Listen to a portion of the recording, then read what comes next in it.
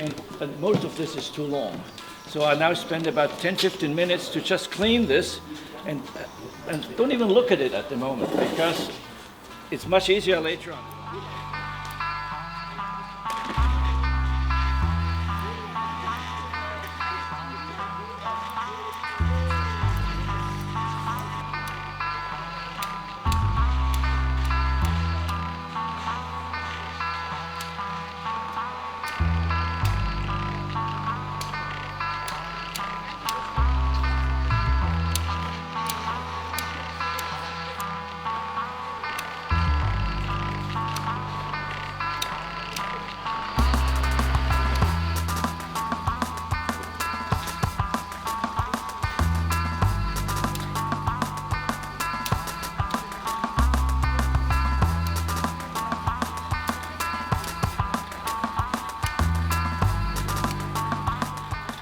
Happy and healthy.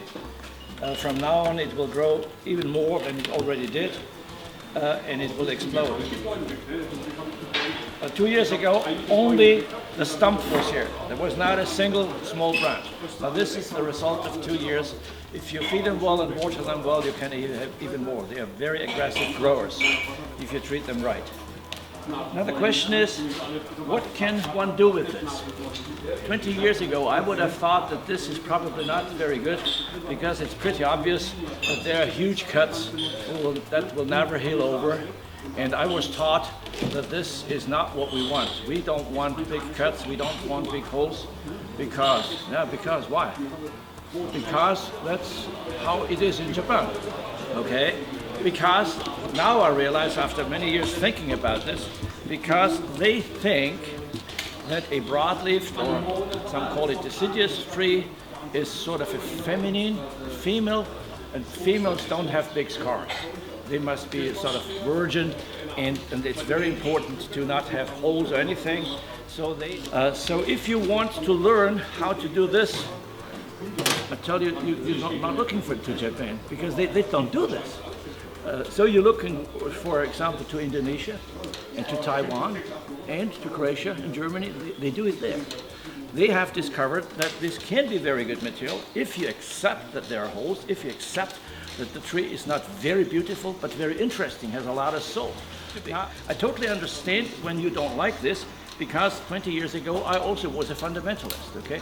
Now I say, okay, can we not do something that we see in nature out there? Very, very old trees with big holes, big scars, trees which don't really behave, that they have what most people call thick branches. I call it, no, this is a sub-trunk, secondary trunk.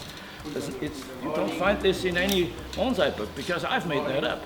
So anyway, I thought about this for a long while, and I was having guilt feelings for many years doing this, because I knew it wasn't quite right. Now I don't have guilt feelings anymore, because I declare this another style. So this is the Fairytale bonsai style.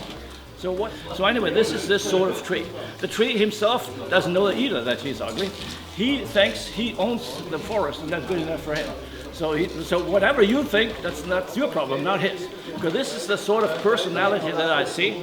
So anyway, this must have holes, otherwise it's not this kind of tree that I'm talking about. So now what exactly do I do now?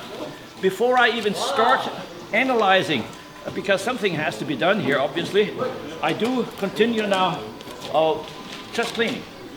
Because to analyze a tree with a lot of character is not so easy. You make your life easier if you take off stuff that will never be part of the whole composition anyway, and then the analysis sort of gets clear. It jumps at you much easier.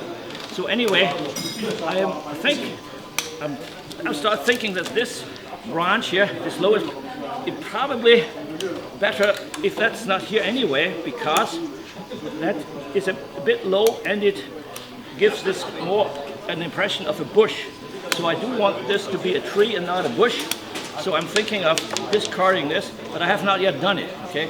I'm just starting to clean this. So my assistants, of course, they're not cutting off big things, but smaller things, which are like almost weeds, which are close to the trunk and which definitely will not belong to the composition. We cut off now. So in this case, this definitely will have to go, I think. Here I'm still wondering, this is okay, this will stay. We have to, of course, carve these ugly cuts here. This one here, oh, I'm not so sure. So if you work in this naturalistic or fairy tale bonsai style, it will very often happen that you have many possible fronts, which is the problem you want to have. That's a luxury problem. If you don't know which is the best front, that's good. Okay, and now in orthodox bonsai, they say, well, Walter, is that not the very first thing you have to do? You have to start out finding the front and then work for that. That's what we were taught. I found, well, this is not a bonsai, this is a tree. He doesn't know what a front is because he just is 360 degrees. So I work around the tree as if I wouldn't know that something like a front exists. And in the very end, I then find the best view, and this maybe I pot so that it looks like the front to you. So it's exactly the opposite of what I was told. I was told to, the very first thing is you must find the front, and I tell you that's the very last thing.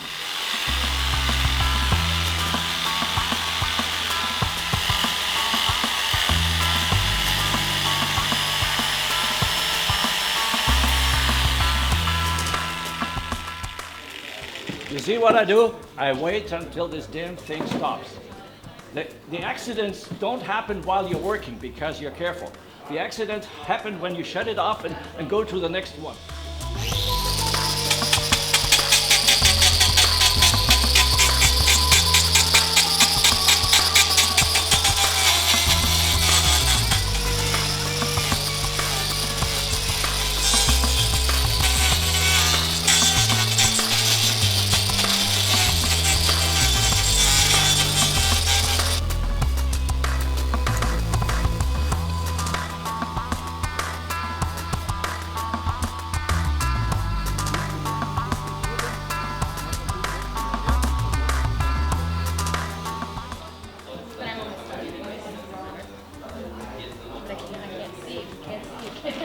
Okay, just for those who are worried about protection, you see, this is under the wire, and that's perfect. So if you have as many trees as I am, you have to invent some methods to be a bit quicker.